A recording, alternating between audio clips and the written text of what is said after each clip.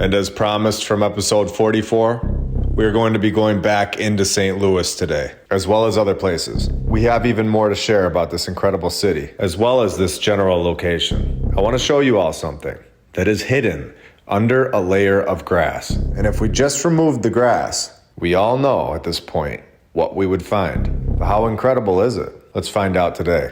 And I want to show you all something massive, something that is sitting right in front of our faces and has been our entire lives, and in my opinion, for multiple civilizations, and won't be going anywhere anytime soon. And that is the 227-foot tall St. Louis Basilica, which has a seating capacity of 2,500 people. So let's take the camera and go inside this basilica and dive deep into this mainstream narrative today and expose the lies that have been somehow hidden for so many years. Welcome to episode 45 of My Lunch Break. I hope you're all having a great day, and if you're new, welcome.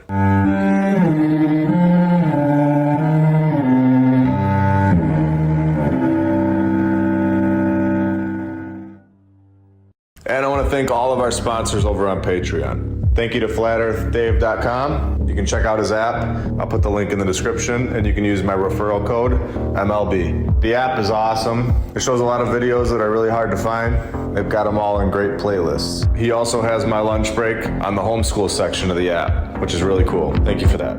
Thank you to Rebecca Kay, Don Gaston, Jason Brunson, Maddie Kevs, Christopher Arietta, The Lady Lacey Show, David and Sherry Ferguson, Edwin Johnson, El Chen, Chuck Templeton, Edwin Rice, Joy Lee, Leslie Pimpkins, PNR, Stephanie Nolan, and the Burlesons. You guys are all awesome and helping this channel out a lot. Now, if we want a true representation of the year 1907, supposedly the exact same year that this St. Louis Basilica construction began, then we need to see what was supposedly going on during this year. We are told that this was the panic of 1907, the first worldwide financial crisis of the 20th century, and also the perfect time to begin the 3 million, or converted into 2023, the $98.23 million project. It's actually the worst possible time to begin a project like this. This narrative is already sounding off, and when you find major flaws like this, we know that we have a green light to dig deeper. So let's begin with exposing the supposed architects, Barrett Haynes and Barrett. Reoccurring names, yet again, which we've seen so many times in so many episodes, which is just another giveaway that this name is AI generated. But let's continue. Let's see what this group was up to from 1907 to 1914. The exact same years that we were told that this basilica was built in. You would think that this incredible basilica, that none of us have ever seen anything close to this be constructed today, or at any point in our lifetimes, you would think that these architects would be fully focused on this specific building and making sure that it went perfect. They wouldn't be off building another building at the exact same time, would they? Well, they started 2 other projects at the exact same time as the St. Louis Basilica, because they were just that incredible. And not only that, during the exact same time period that they were supposedly building this massive structure that we've never seen built in our lifetimes, they were able to direct their attention to 4 other states and 13 other buildings, all during the financial crisis. Starting to sound off a little? Should we keep going? Let's do it. This was constructed, right? It wasn't? It wasn't founded in 1914.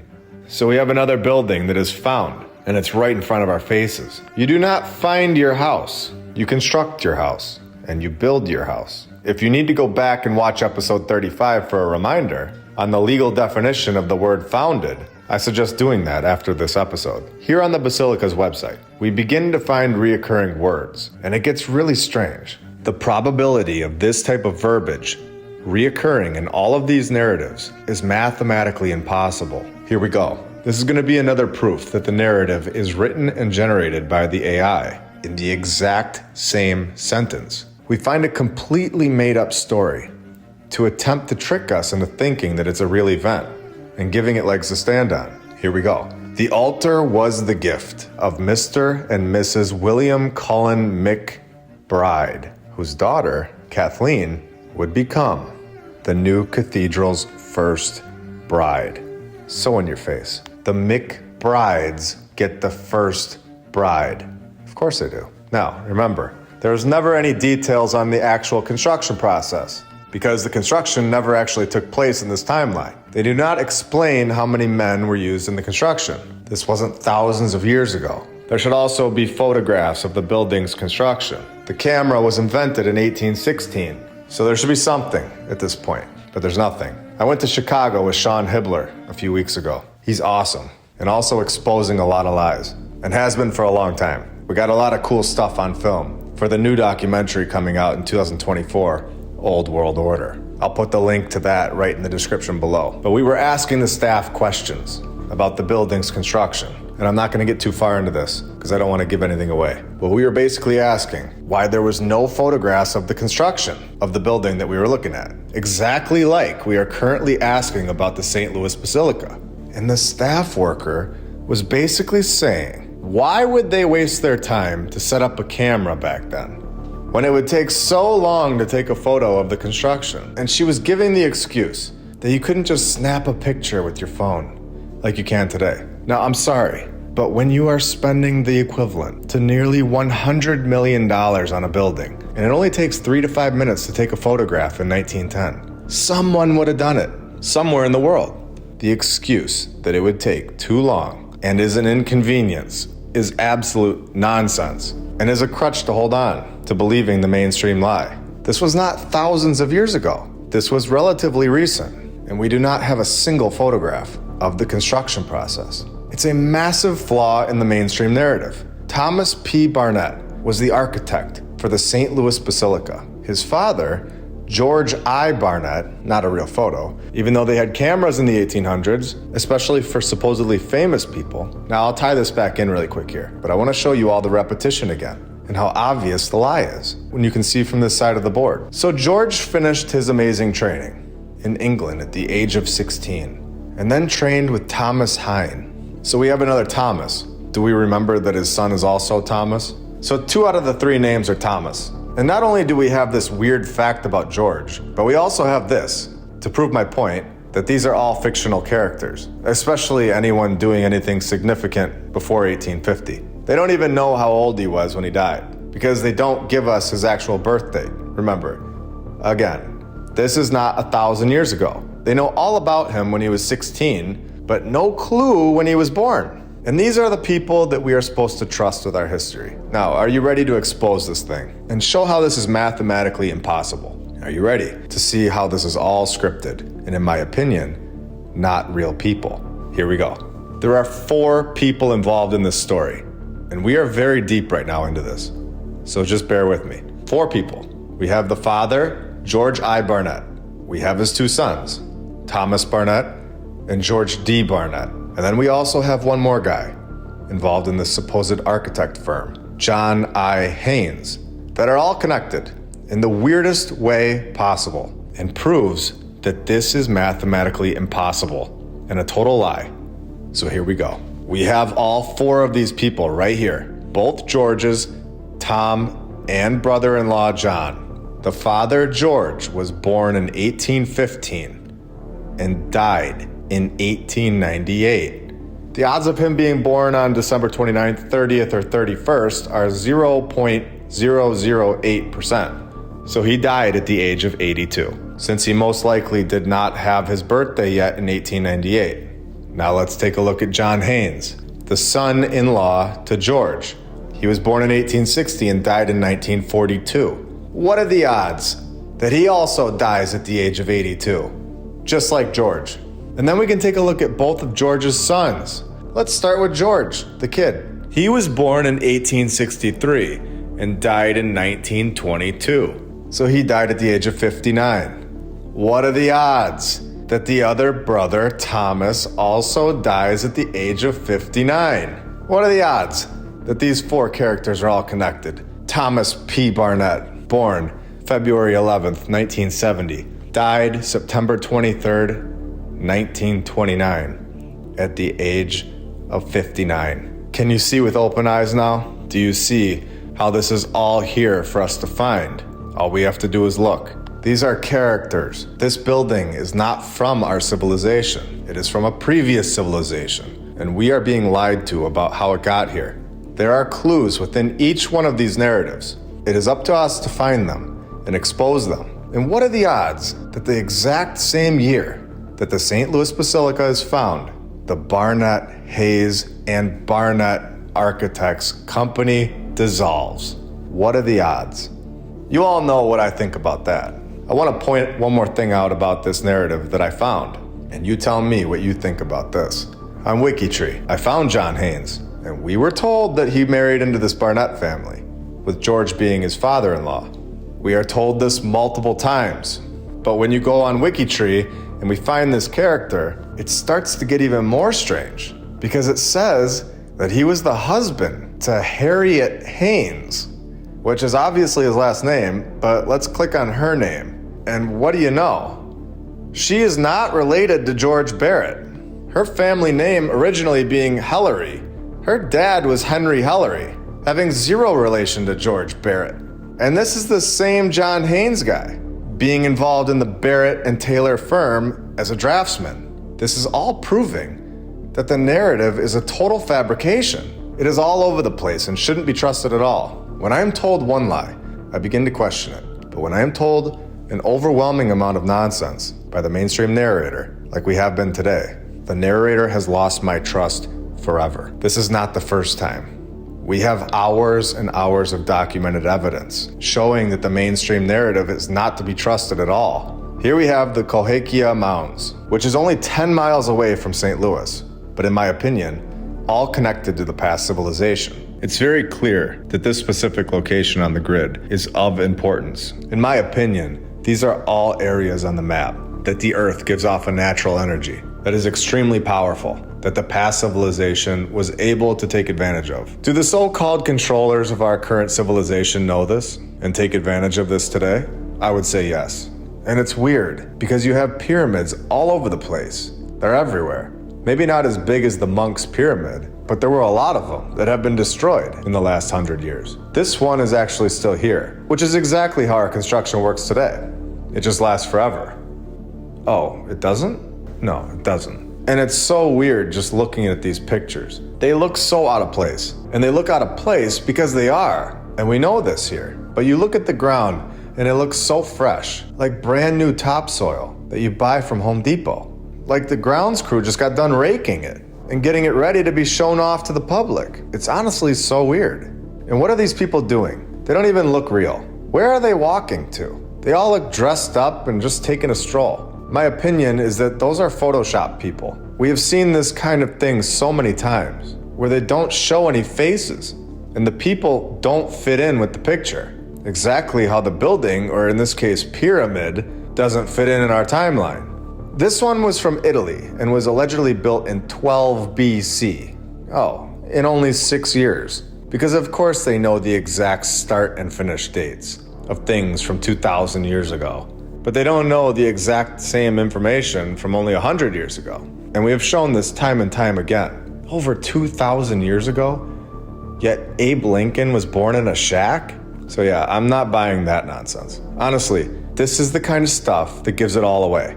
And why we are questioning the mainstream nonsense. They can build a pyramid 2,000 years ago, and then our civilization is brainwashed and is supposed to believe that we have evolved so much after 1,800 years that we are now being born in sheds.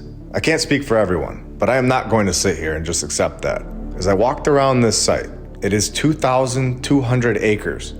So it's obviously massive. And this story that they're going to try and tell us is nonsense. There is the Monk's Mound, which is the main one. And I say mound, but I really mean pyramid. And I'm going to call it the Monk's Pyramid from now on. This is no random mound of dirt, and this is very clear. Yet they brushed it off as a mound in its title. None of these are mounds. They're all pyramids, and they're all connected.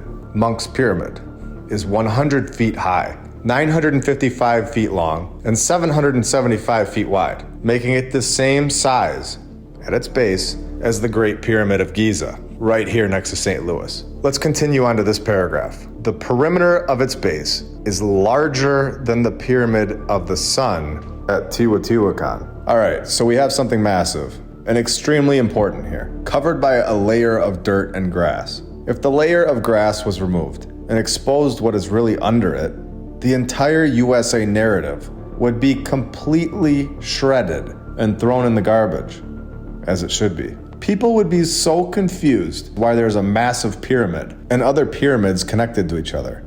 It's a 2,200 acre site. Construction of the Monks Pyramid began about 1,123 years ago, so they say, on a site that has already been occupied by buildings. Already had buildings? I'm sorry, what? In the year 900, they already had buildings? So at the same time, over in Italy, we have the St. Mark's Basilica being built in a time period before they even knew how to make paper, supposedly. So Italy is building this, and then we have massive pyramids and buildings being built in the USA by the Mississippian culture, which is completely ridiculous, because if they can build massive pyramids, then they can build a better hut than this to live in. The narrative is contradicting itself, because 850 years later, we get cowboys and Indians, and everyone is freezing in the winters in their shed. And so we're on the same page. The St. Mark's Basilica and these pyramids were built in the year 850 to 900, supposedly. And then we have all kinds of basilicas and massive structures being constructed for centuries in this ridiculous timeline that we're given.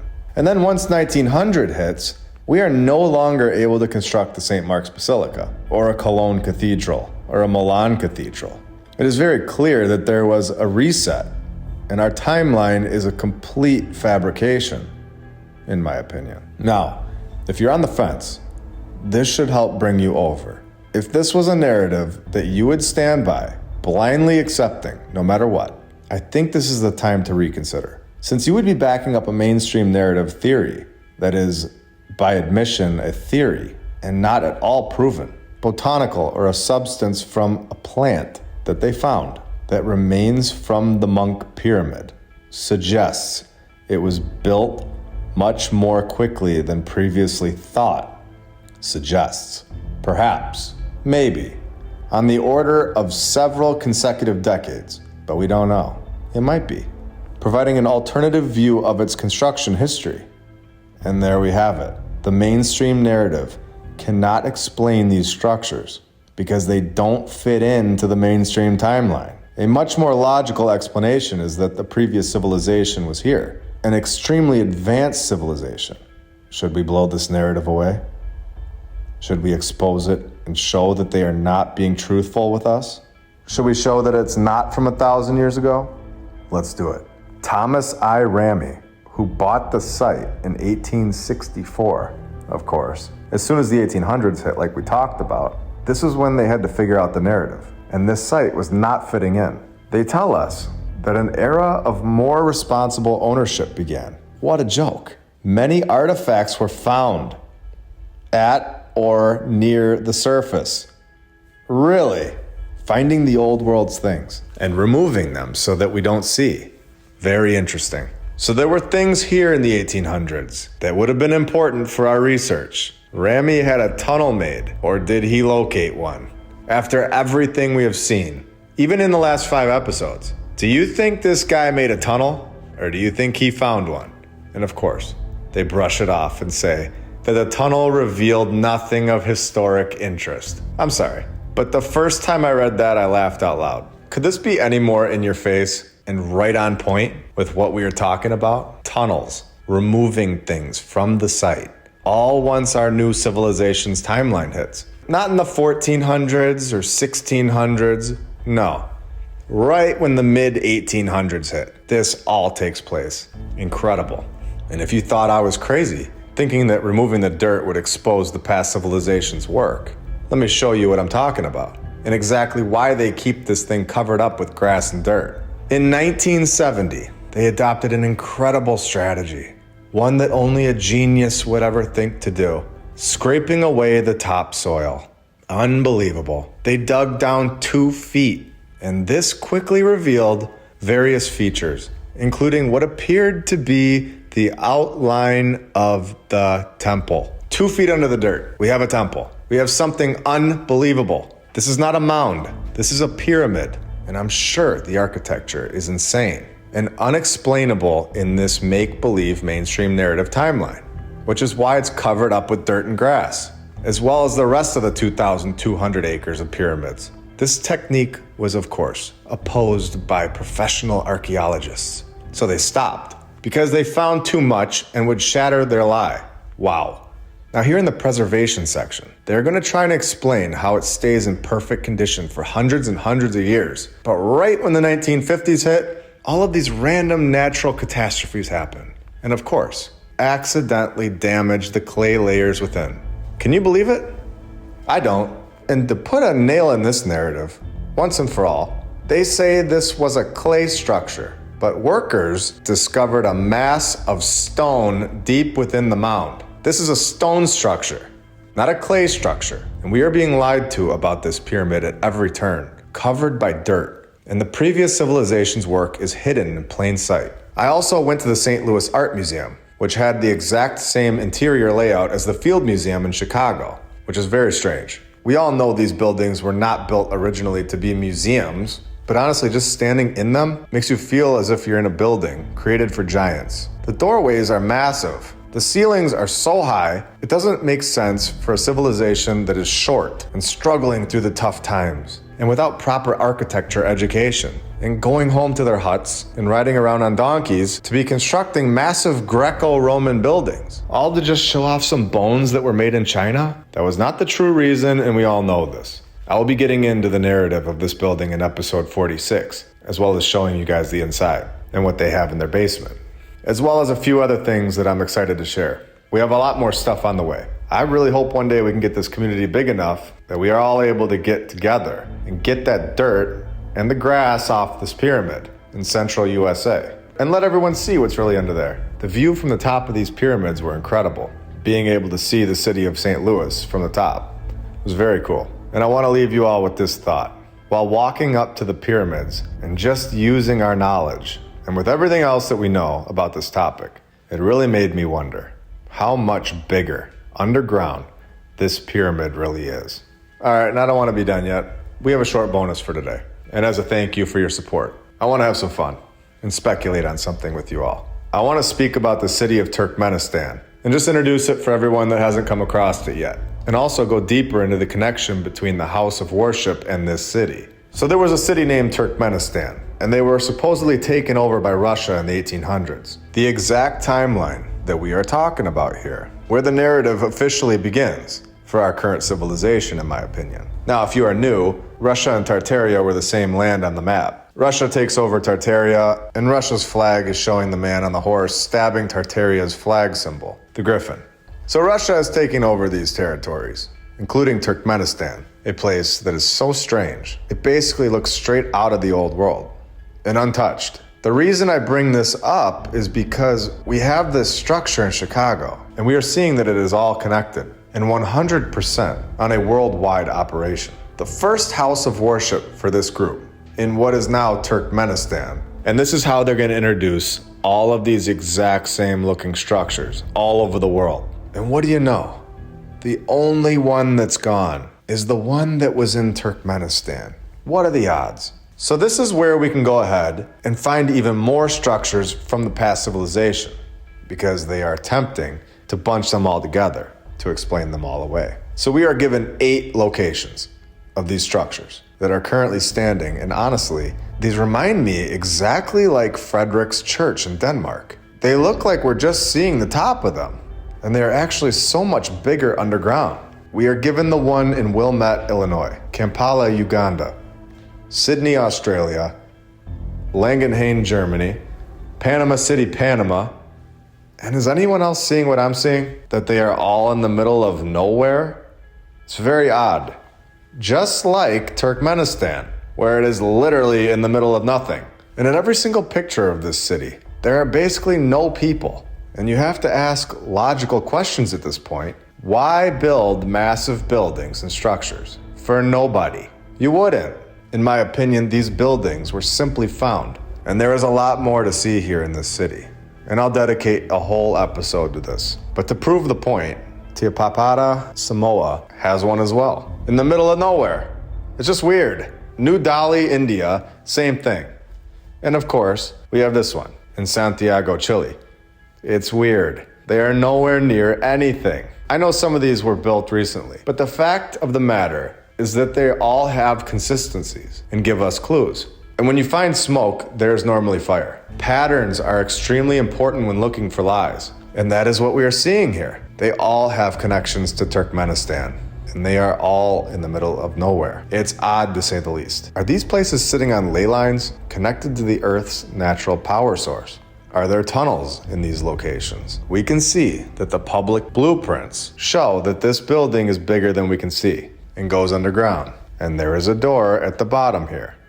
Leading to what? These are all over the world, yet hold the same consistencies. Something to think about for sure. Especially when you get the construction story that are basically campfire stories, where some people believe that the building was used to keep a whale alive. Others say the building was a refueling station for captured German submarines. Others say it was for kickboxing and his friend thinks it's for discos. The group that found these buildings holds the keys. And through our research, our questions, and open eyes, we continue to get closer and closer to the truth. We have some awesome stuff on the way in the next few episodes. And I want to thank our badge members and of course our Patreon members that keep this channel going. And everyone who subscribes this channel, likes the videos, comments. Thank you all for your support. You are all awesome. And I hope you all have a great day. I will be back very soon with much more. See ya.